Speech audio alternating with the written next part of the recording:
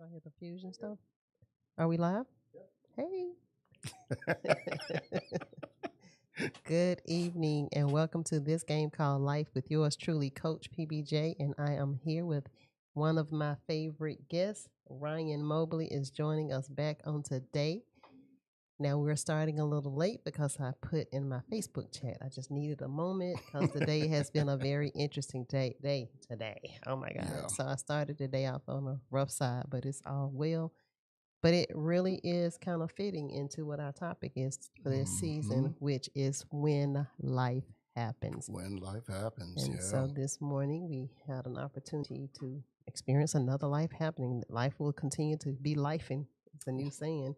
And you have to learn how to adjust when it happens. And so for those who maybe have not seen my post, my dear friend passed away this morning.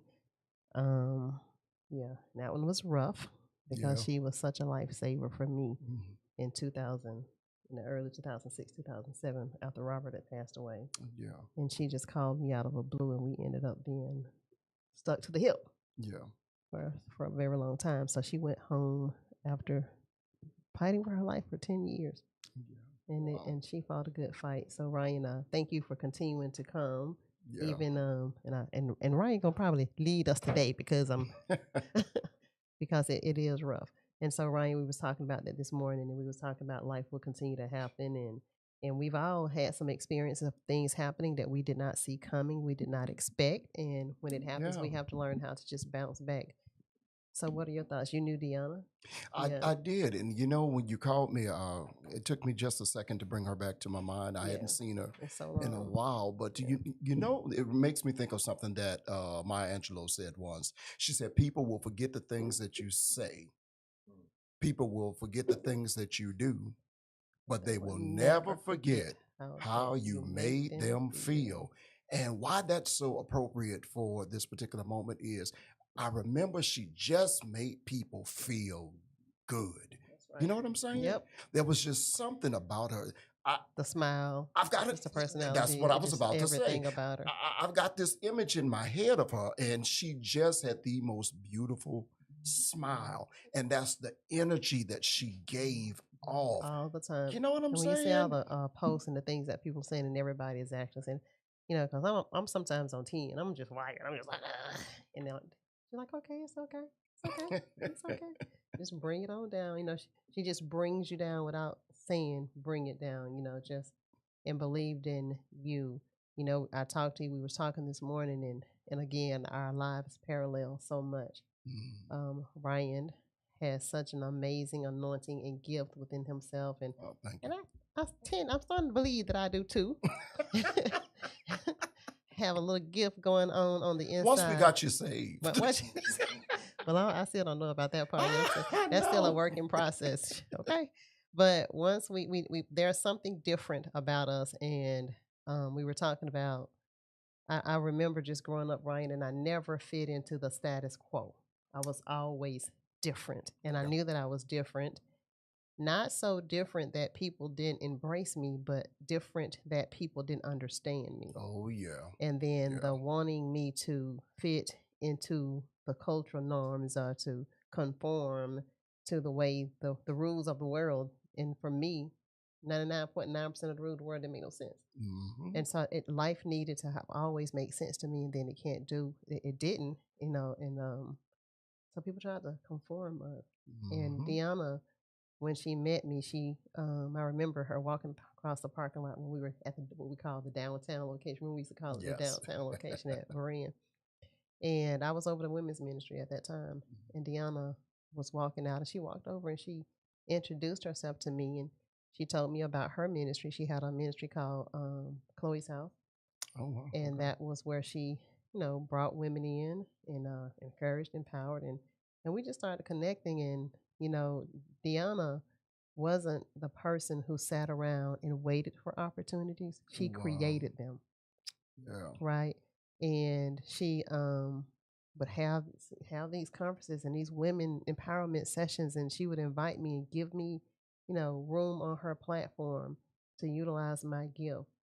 Wow. And then we would be doing so well, And then I said to an event that I was at this weekend that it feels like people are constantly trying to put their knee on our necks, stopping us from moving forward, stopping us from being great. It was always a struggle and a fight to just be.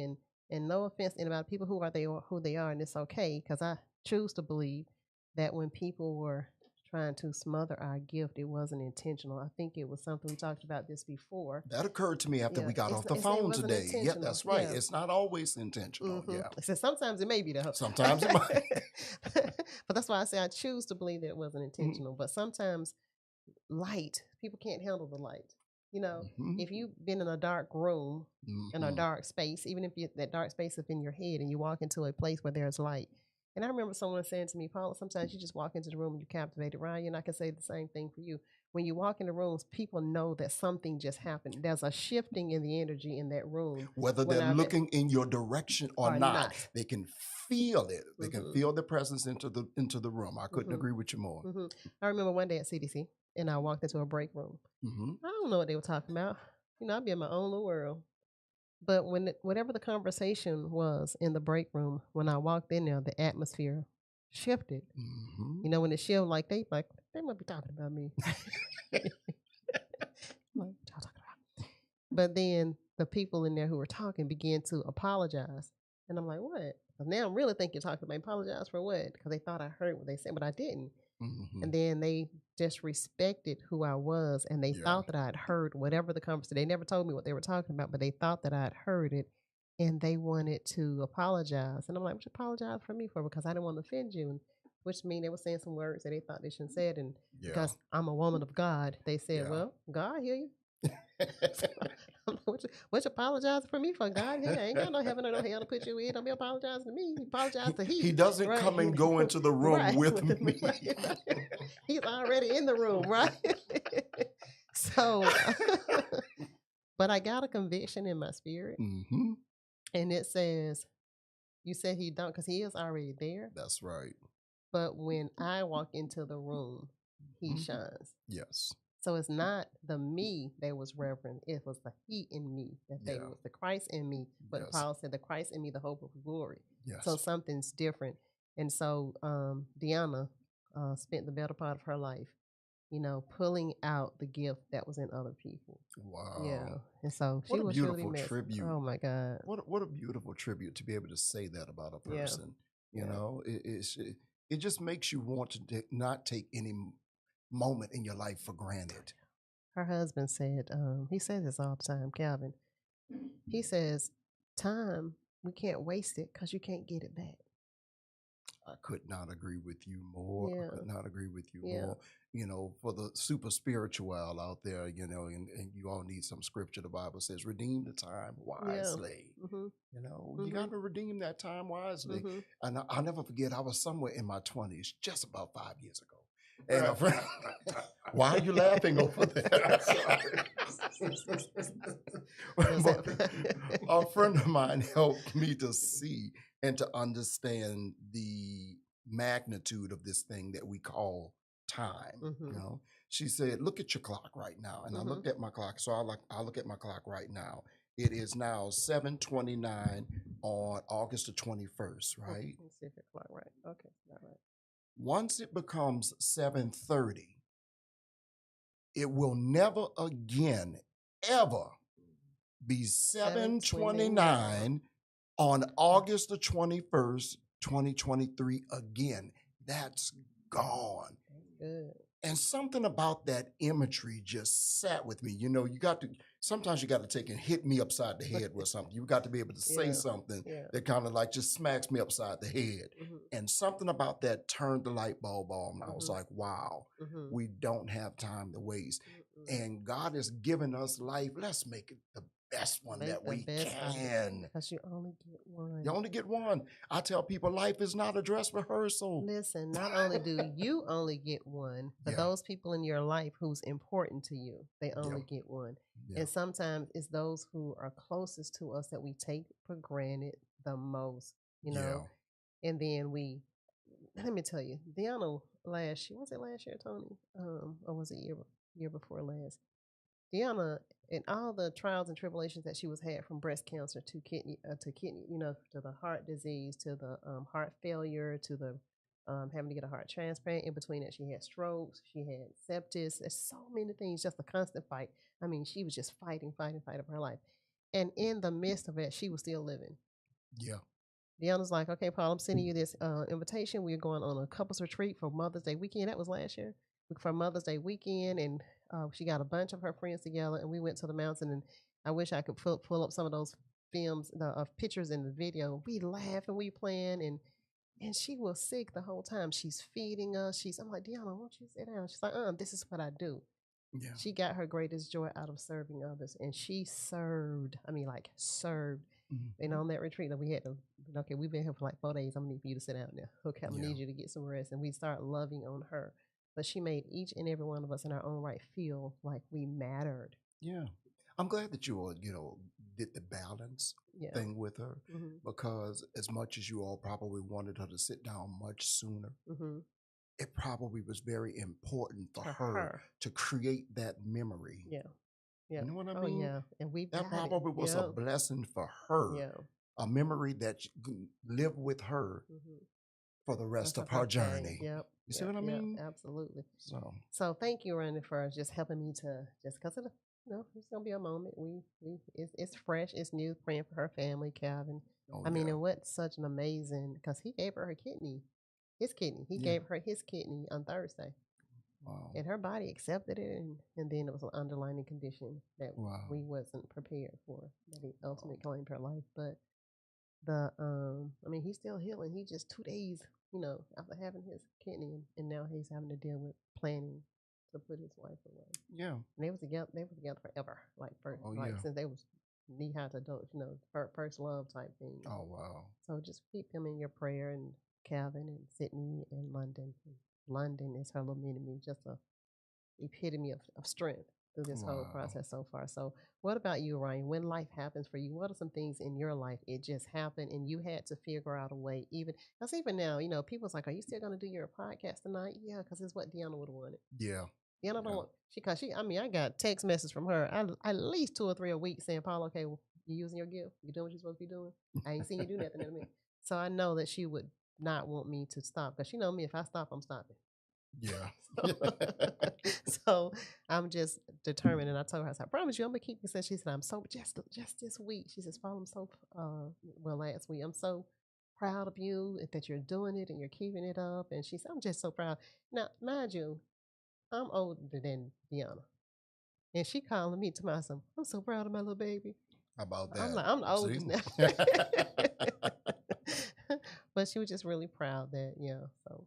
Wow. So what about you? What's some things in your life that life has had some life happening moments in your life, and what did you do to, pull yourself up out of those places? Well, I just recently shared my story, and I was very privileged to have you on the line. When I did, for those of you out there listening, we had sort of like, and I don't want to call it a TED Talk because I'm sure that is trademarked, but we had like a little meet and greet Orion type talk, of thing. There you go. It was a forum where, they chose a motivation, a speaker, or someone who had a lesson or something to impart. And it was something that was connected to my job. And they chose me to be one of the speakers, in fact, to be the inaugural speaker, to kind of get it all started off. And I talked about learning how to take and escape your comfort zone, and how life happened to me very early. Very early. When I was only 2 years old, my father was killed. He was murdered. And we were living at the time in California, and he was working in an office that was only a few blocks away, maybe a few feet away from UC Berkeley. He was an Air Force recruiting sergeant.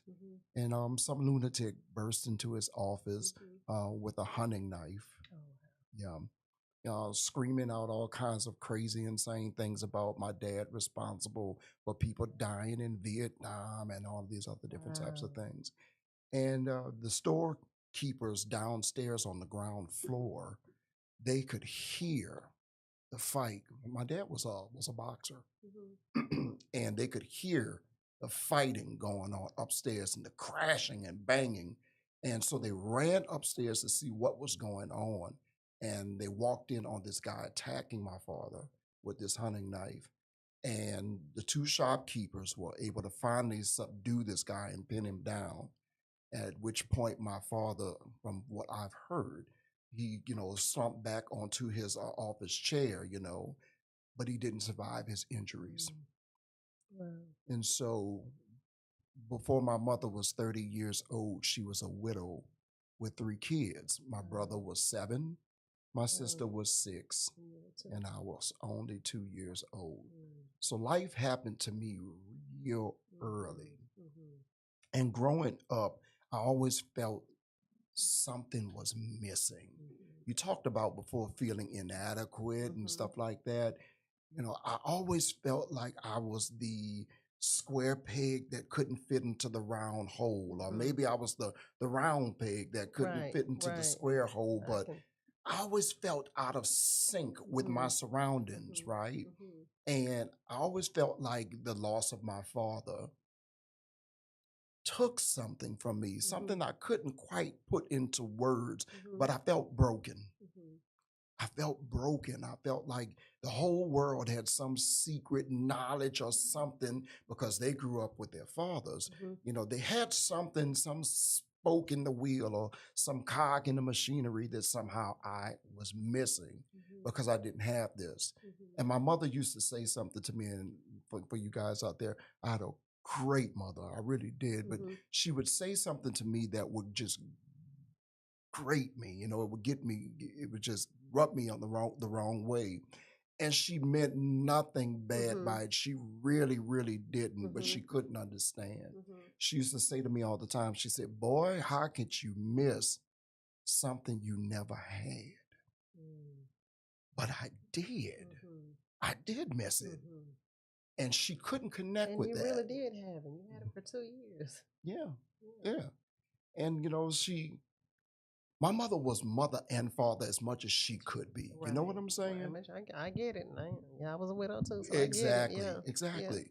And she did a phenomenal job, but there was only so much I could connect with my mother because although I couldn't articulate it at the time, I think I instinctively understood, how much can she connect with me? Because she can't look back into her memory about the days when she was a little black boy.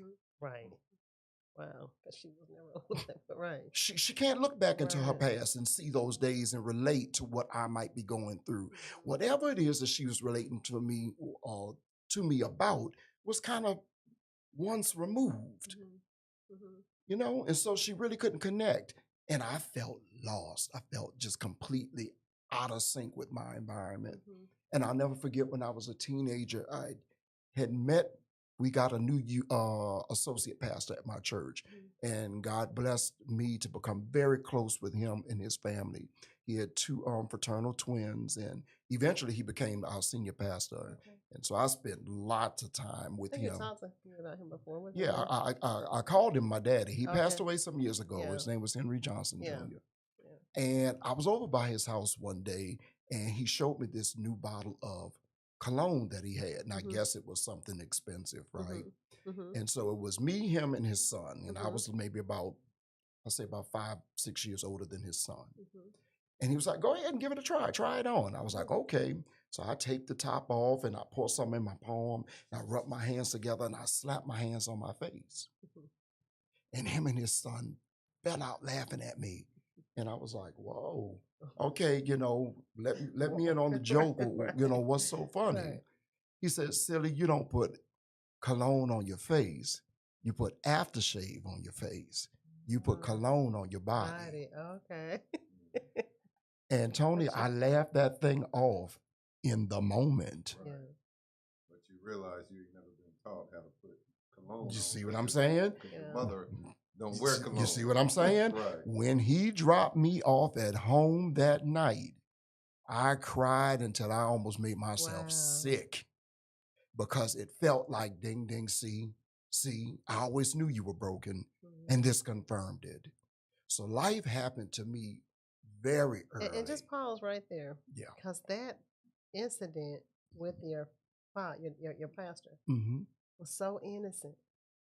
He hadn't a clue of what that innocent statement, and really he meant absolutely nothing about it. No harm. But by that broken child who was already fighting for life to make sense to him. Yeah. Because he didn't have a father.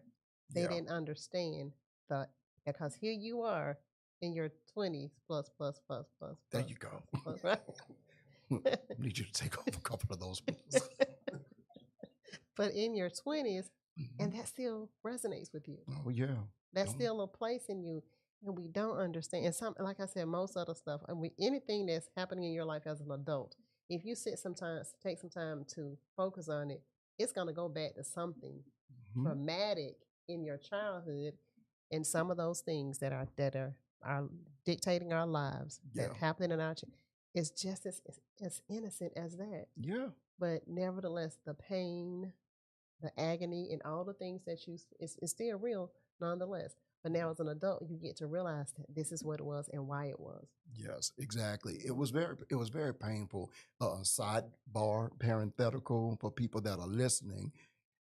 Whether or not you, like me, can look back in your life and maybe identify exactly where things may have come off the rails for you or kind of got off track, that does not have to mean that you can't get yourself on track. Right. There are benefits. Let me be clear. There's a lot of benefits if you can identify what it was. But let's say that you've searched and searched and you can't pinpoint that one thing.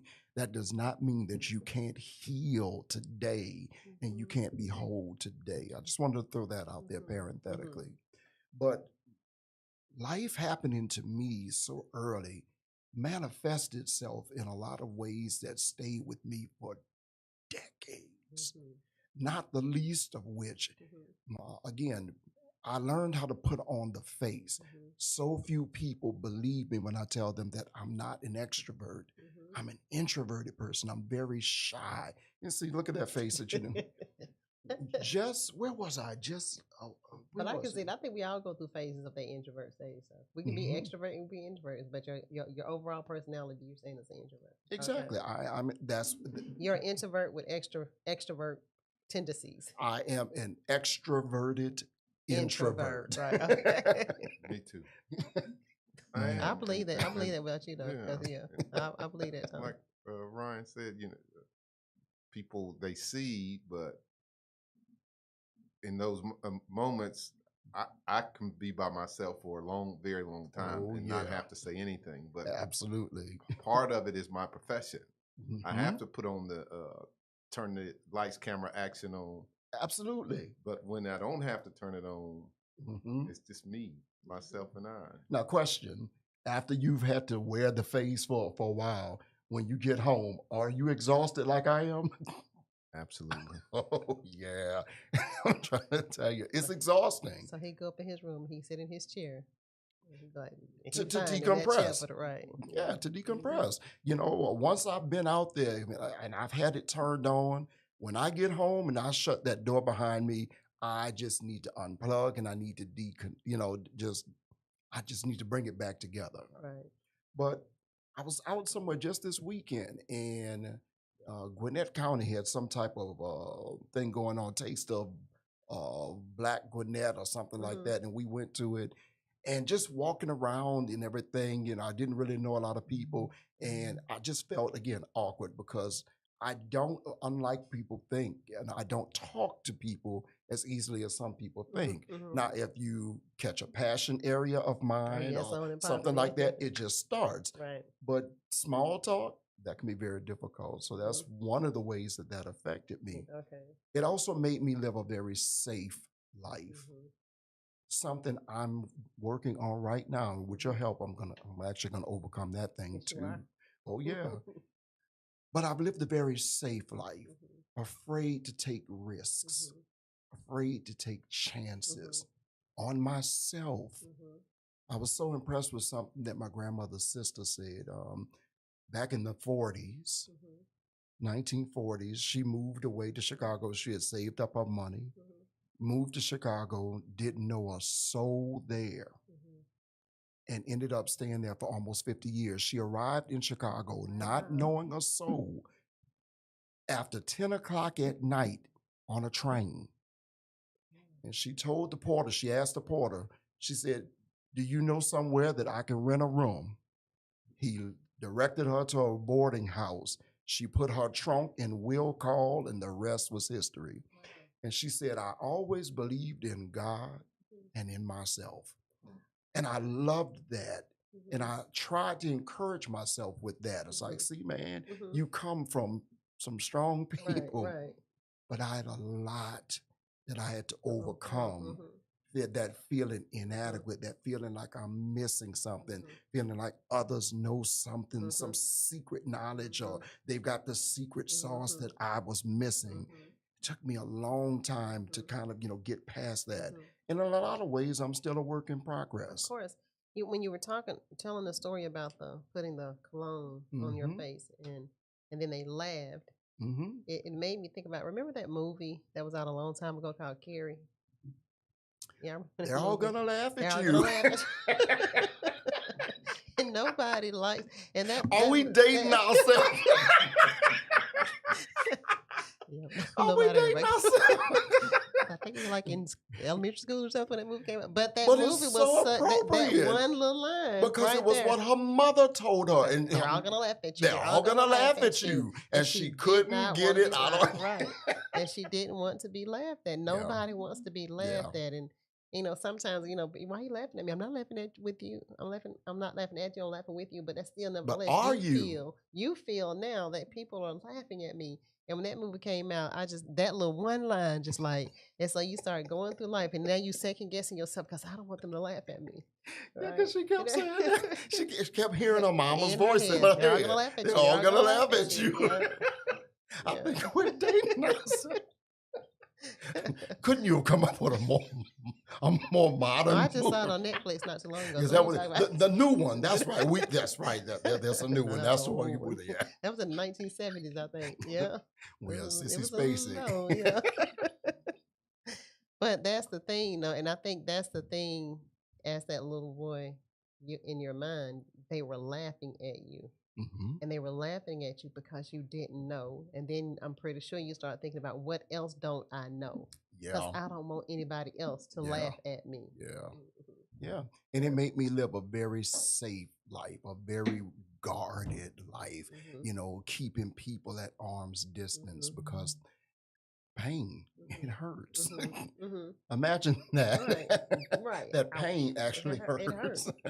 And it's not the punching you pain. That goes away.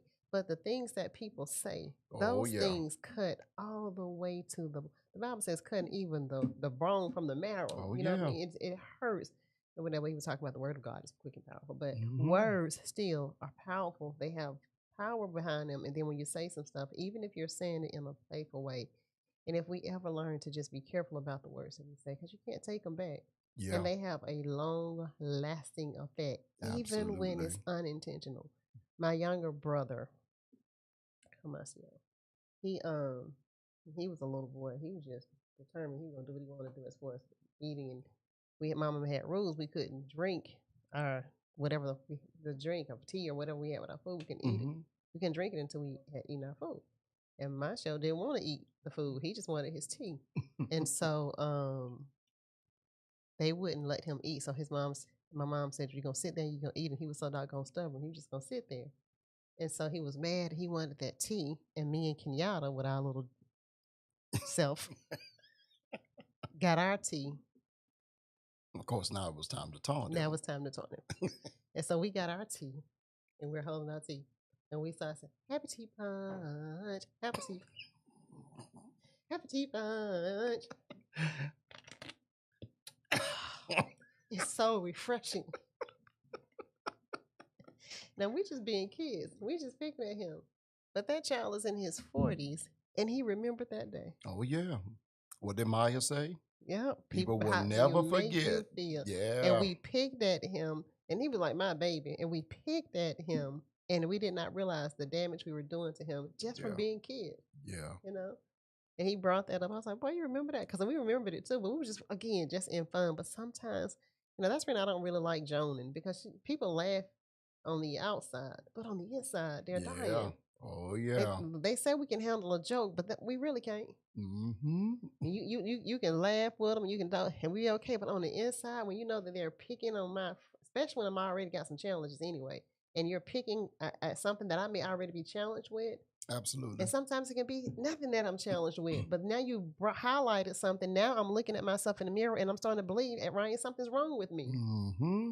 They're all gonna laugh at me. Yeah, and now we're in this generation where, unlike I guess when you and I were younger, and when our parents were younger, if something happened to you, sure, it could have been very devastating, but to a large degree, it was an isolated incident. When it happened then and there, and whoever was there witnessed it, and the rest of the world didn't really get a chance, and they never know unless someone told them.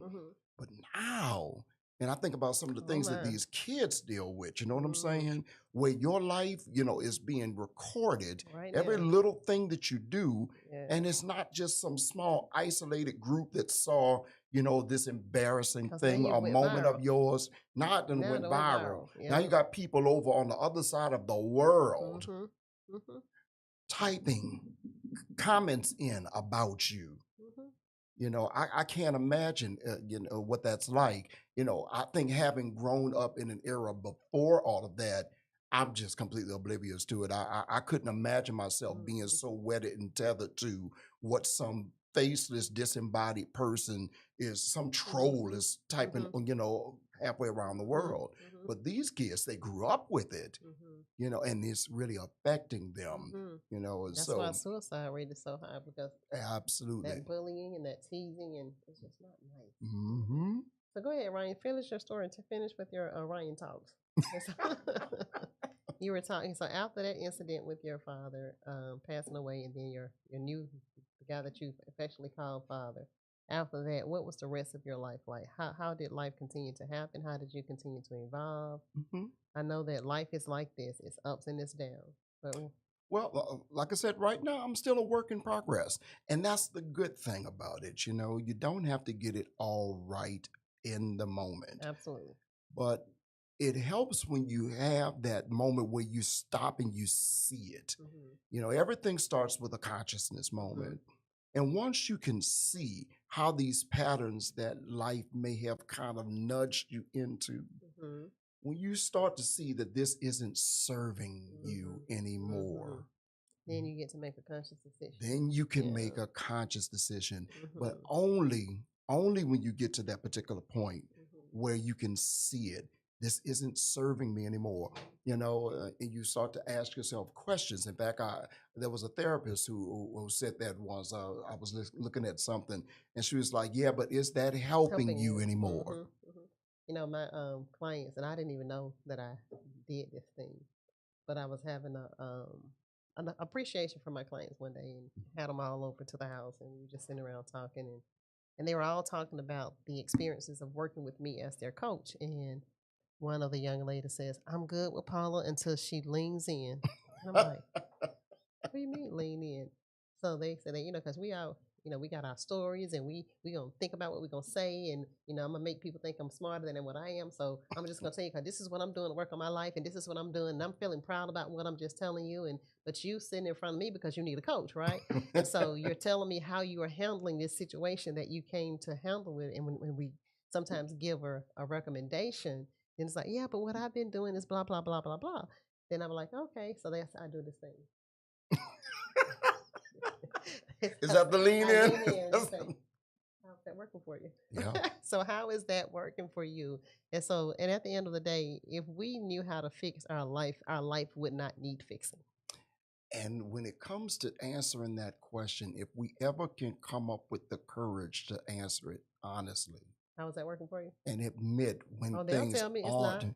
But I'm talking about in general. Okay, even internally. Yeah, it's amazing. It's amazing how many people hold on to, Paula, these destructive or these hurtful patterns, hurting themselves now. They stay with these patterns because at least it's what they know. It's comfortable. Mm-hmm. And if I think about that comfort zone, even if you're comfortable, really maybe it's getting your behind whipped every single day. You know what I'm saying? Maybe you're in a bad relationship. Is that me? I think that's my husband's phone. Okay. Go ahead, keep talking. He walked away from his phone and now it's ringing. See what we mean about life be life and right happening right down there. Can you take that with you? You need it? Leaving it here? Okay. Oh, you're back. Okay. But we're sorry. That was a break. That's real. That's life. Life happens. Exactly. But it's amazing how even when things are hurting a person, how lots of times they will keep repeating the same patterns. Where was that? Who was it? Wayne Dyer was saying this guy, he walked down the street one day. The whole. Talk about that. Oh, you probably remember it better than I do, but go ahead and tell it. He said this guy, he was walking down the street one day and he got to a hole. And so he couldn't go past the hole. So the next day he came back, he walked down the same street and he found the same hole. So he couldn't get to his destination. I'm paraphrasing because I don't remember word for word. The third day he went down the same street, ran into the same hole. And then finally he decided to take another street. Yeah, there you go. And sometimes we keep going down the same street with the same results, doing the same thing. And sometimes you just have to pause and ask yourself, how is this working for me? Maybe I need to take another street. Maybe I need to choose another friend. Maybe I need to do something different. Maybe I need to walk away from that job. Maybe I just need to walk out on faith. Maybe I just need to jump and develop my wings on the way down. Maybe I need to surround myself with a different like-minded people. Yes. I can't remember who said it, but somebody great said, I think it was John Maxwell, says you become the sum of the 5 people you hang around the most. Wow. Say it again. Say it backwards. Wow. Say it backwards. You become the sum of the 5 people you hang around the most. And when he said that, I just started evaluating the 5 people I hang around the most. And then I noticed you do. You start saying whatever their slangs are, you start saying their slangs, their thought process, you start thinking like them. And then you realize, so now you have to evaluate that circle. So this year, no offense to anybody who's close to me, I love them dearly, but I started realizing that my circle was really too small when we're all thinking alike. And so my prayer for this year was, Lord, change my circle and my circumstances. I want to run in circles of people that intimidate me. Wow. Right? Now, see, that would be a prayer that would be very hard for me to pray. Yeah. You see what I'm saying? Yeah. And it's probably a good prayer that I probably need to pray. But you know what I meant about it? And when I say intimidate, not in a... And maybe I got you. Right. I know what you mean. Not in a negative way, but really just inspire me. People who I can look up to. People who have already reached places in this game called life that I want to achieve. You know what? People who think outside of the box. People who want to stretch me and pull me. People who can look at me, Ryan, and see that there's greatness in you and not want to put their knee on your neck, but wanting to pull you out because they see that great thing in you and they want to pull it out. And so that became my prayer this year in January. And so I was telling, I was at a millionaire business development, in training to take my coaching practice to another level. Yeah. And oh my God, it was just so amazing. It was my second time going to the live event with Dr. Sonia Stripley, and we were sitting in the training and being in the mix with like-minded women from all walks of life. Yes. Who have the same hunger and thirst for more out of life, who have decided to look in the mirror and say to themselves that, hey, self, there's more to you than this. Hey, self, there's greatness in you. Hey, self, somebody needs to hear your story, Ryan, because there's something inside of you that somebody is waiting, that all of creation in Romans says is lying in wait. That's right. For the Son of Man to be revealed. Yes. There's something inside of you that God created specifically for you, and you're the only one to do it. So here you have this Dr. Sonia that's her gift, to just pull that thing out of people. So I'm on my Facebook and this lady keeps popping up. You know how they have the feed? pop up in your feed, all these commercials, infomercials, ads and stuff be popping up. And so this one little lady, she just kept popping up in my feed. And I saw she's so cute, but okay, why she keep popping up in my feed? Then I would go look and I'd be like, oh, okay, that's so cute. And then I just go on to another. Then I go look and okay, she trained coaches how to be a coach. Well, I'm already a coach. Okay, so I go on to another one. And then she pops up again. And finally she had this event. I was like, you know what, let me go see what this lady. She keep popping up. So God, this must be something here, right? So I finally and I joined an event that she had, and if you have questions and answers, she said you can level up to a VIP status. And the event was free, but if you wanted to be in the room with her, she would call to ask her any questions that you have. You can level up for a fee and ask her the question. So I leveled up, and then we answered her questions. I don't know how many of us leveled up to be in the room to ask the questions, but it was quite a bit of us, and everybody was just asking their questions. And then I'm hearing these questions, the questions that I may not have thought about, and I'm like, oh, now that just piqued something in me. And so she answering these questions. I mean, and she's just like, man, giving us something to think about. So then I leveled up again and took her 3-day boot camp. Oh, wow. Ryan, I had to tell those ladies, I said, we talk about Elizabeth and Mary. And when Elizabeth was pregnant with baby John the Baptist. Mary walked into her presence, who was also carrying the light of the world, was carrying Jesus. And John began to leap in his mother's belly. And I told her when I was at that 3-day boot camp, God, that baby was ready to come out. That baby, and I'm not pregnant, but that purpose, that vision that began to leap in my belly. And I'm like, you know what, I need that lady right there in my life. And so I signed up for another program that she had that was called the Dr. Sonia Experience. And with that program, it was a 2-day workshop where she brought us into her home, and she has a studio in her home, and she just poured into it. It was 8 of us that leveled up for this experience. And Ryan, when I tell you, she wasn't playing with us either. She's coming there, she's doing some training, she's talking to you, she's saying, Ryan, what is it about you? What is it that you want to do? Going inside of Ryan to pull out that thing that God has put in Ryan, and going inside of all of us and up in our face, not taking our little cute answer. Okay, that's cute, but I need for you to dig deeper. She would say, okay, I need for you to come on. You need to come better than that. Just really making us face that thing that has been buried. It's buried because we've been taught to conform. Yeah. Because when we were younger, we saw that gift and we shined that light, but then people told you, you need to turn that light off. That don't make no sense. Why are you asking these questions? Why are you doing this thing? That's not what people do. Kids was made to be seen, not heard. Go outside and you go play somewhere. You're not the supervisor on this job. You don't get to come up with no ideas. And then the next thing you know, that idea that you came up with, they implementing, so all of this stupid stuff that you've seen. So you begin to go inside of yourself and you begin to lose yourself. And then you begin like that little boy who put the cologne on his face. Yeah. Then you start feeling like, what's wrong with me? Why won't my voice be heard? You know what I'm saying? And so something just dropped in my spirit real quick. For anybody that's listening right about now, if you've been carrying some type of hurt with you, maybe from something that someone said in your childhood, could have even been your parents. Keep something in mind. Maybe they didn't know how to raise an exceptional or an extraordinary kid, a kid with some talents that they had not been exposed to. Not Maybe just they your just parents, didn't right? know. The whole world. Because now when you have kids that are, to me, out of the box thinker, we label them as ADHD. Yeah. And we medicate them and we make them into little zombies. Like my grandbaby, they talk about Sweet Pea. They say you just let her get away with everything. I just want to see her explore. I just want to see what she's gonna do next. You know what I'm saying? I just want to see, and I'm not gonna let her hurt herself. But I love to see her explore. I love to see her discover. I want to see what that baby, because the Bible says a child shall lead them. I want to see what she's going to teach me, because there's some things that she came into my life to teach me something. Exactly. Right? And so I just want to see them explore, and I don't want to put my knee on her neck. Exactly. I'm not going to let her hurt herself, but I'm not going to just make her conform to how I think she needs to be.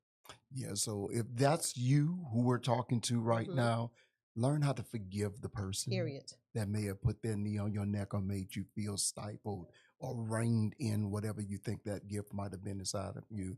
Learn how to forgive them, bless them, and then start walking in what it is that God is calling you to do. Don't sit in that hurt anymore. Do yourself the favor to forgive them and to take and move forward.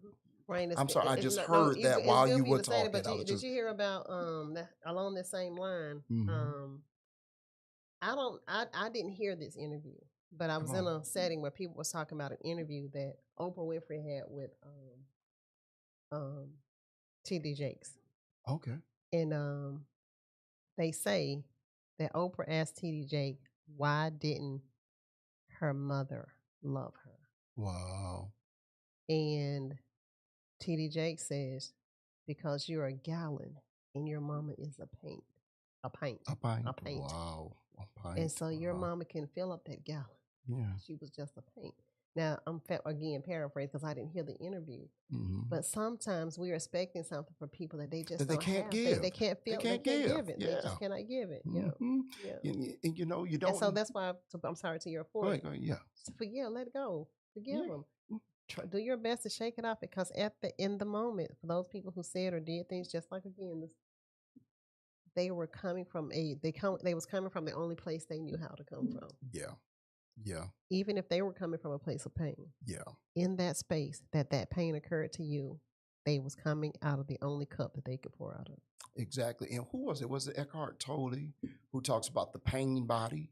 Mm-hmm. My pain body, I refer to, quite frankly, I refer to it as the voice. Mm-hmm. You know, it's that voice that you hear in your head. And no, I'm not schizophrenic. I'm not hearing voices. But it's that part of yourself that talks you out of what it is that God might be trying to call you to. It's that part of yourself that, you know, makes you feel like you can't step out on something, or that part of yourself that always takes the safe option, keeps you, you know, all things close to the vest. If you've got that same voice or that pain body going on, you know, learn how to start speaking back to it and saying, I know that you're trying to be helpful, but this isn't serving me anymore.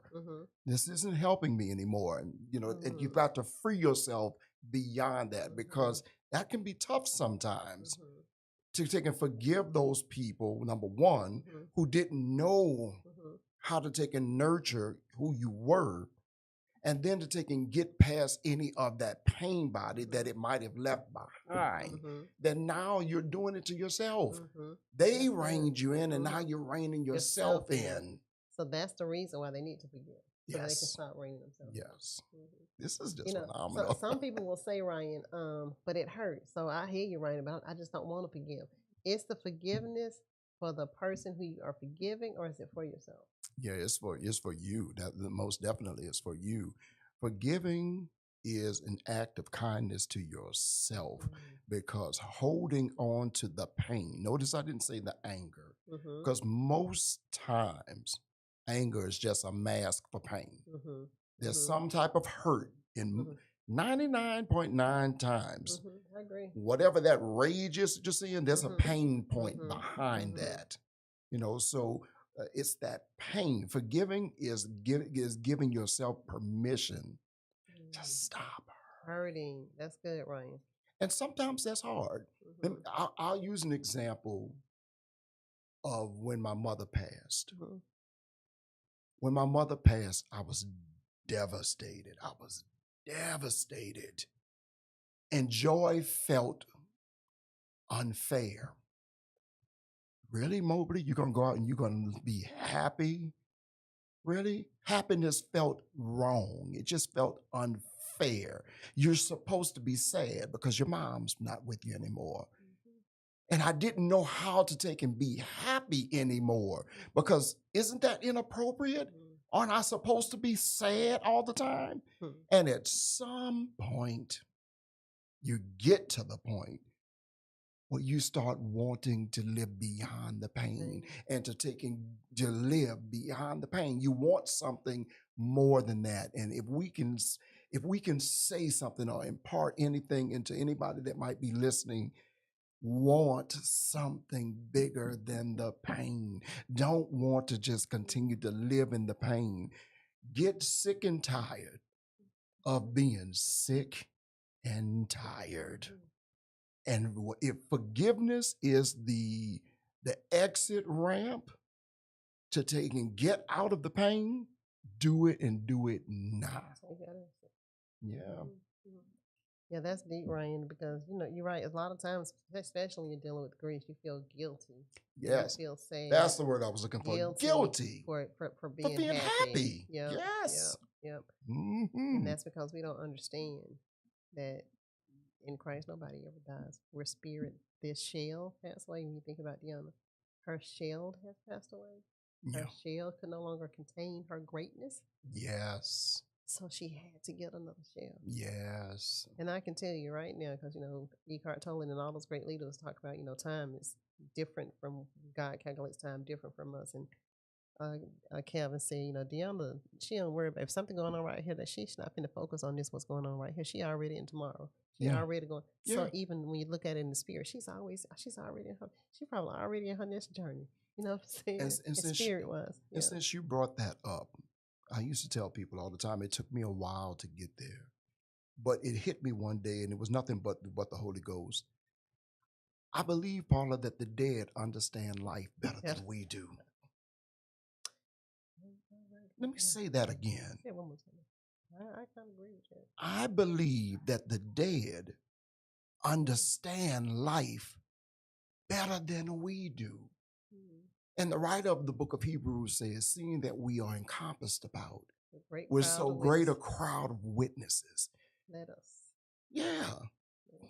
Lay aside the weight. I believe that, you've heard stories of people who had near-death encounters, right? Yes. My sister, she's going to be on my podcast. Kenyatta agreed to be on my podcast. Wow. Okay. So she's going to be on my podcast in a couple of weeks. But, Kenyatta in 2012, I think it was, she flatlined. Oh, wow. She had gotten sick. She had some problems. She was having some bleeding, some internal bleeding, and she was losing blood. They couldn't figure out the source of why her blood, numbers kept dropping, and they kept giving blood transfusion after blood transfusion, and apparently there's only so many that they can give you, and she had reached that max, and so they said they had to go in and do exploratory surgery. They couldn't give her any more blood. When they were rolling her back to the operating room, she flatlined. Wow. And of course they went into act, and they rushed her into service, and she's still with us, thank God. But when Kenyatta came out of that experience, Kenyatta decided to live. Right? See? She decided to live. She decided to stop worrying about things that she could not control, and if she wanted to do something, she was going to do it. Thank you, Holy Ghost. Hallelujah. Kenyatta stopped worrying about money. She was the first person to teach me that how much money? Because we started late. I don't know what time we started. Yeah, I didn't get. I saw the thumbs up, but I wasn't sure how much more time. Ask Peter what time we started, so we can make sure we wrap up. Sorry, y'all. But she began to listen. So I started looking at her, and I'm like, you know what? What are we worried about? What's going to be will be. Just live. Listen, live your life. Don't spend time carrying all of this weight that we carried from the pain of our past. Yeah. When we used to do the class at Berean, make peace with your past, making peace with your past. Absolutely. Make peace with your past, because it's back there. Go ahead and deal with that pain. Forgive that. Okay. Deal with that pain. 2 minutes. You got 3 minutes, yeah. And then you're going to be okay. So, Ryan, how that hour went fast. That hour flew by. Oh, my goodness. This is some good talk. I hope that you guys have really, really enjoyed some of this. So, we're going to come back, Ryan. We're going to finish this discussion. I don't believe how this time flew by. I really don't. Yeah, that was some good stuff we just talked about. So again, we hope you guys have gotten something out of this game called life and when life happens. And Ryan and I have given you quite a few different experiences of life just happening. Yeah. Look, in this new phrase, life be lifing, and you have to decide how are you going to life within the life. Yes. And we encourage you to continue to live.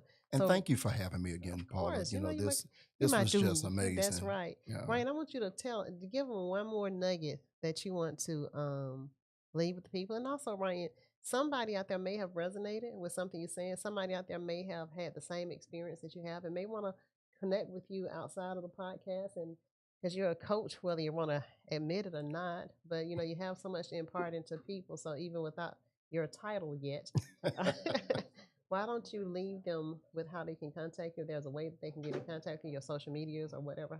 What's the best way to get in contact with Ryan Mobley? I'm really social media vacant right now, but I'm going to fix that. And I'm going to be fixing that very soon. In the meantime, if you want to reach out to me, can they reach out to me through you in the meantime? That, or you got an email? I do have email. Oh, you can give me your email? All right, rdmobley@hotmail.com. That's the old one, but do you check it? Yes, I do. Okay, rdmobley@hotmail.com. And you can always reach out to me if you want to get in contact with him. You know, my platform is Paula Birch Jackson on Facebook, Coach_PBJ on Instagram. But this has been amazing. I am Coach PBJ with this game called Life. I'm so excited that you guys have joined us. Continue to pray for me. Continue to pray for Ryan and the Wheeler family as we go through life and we try to create a new norm without her being a part of it in the natural. We thank God that she will always be a part of in the future. I am Coach PBJ.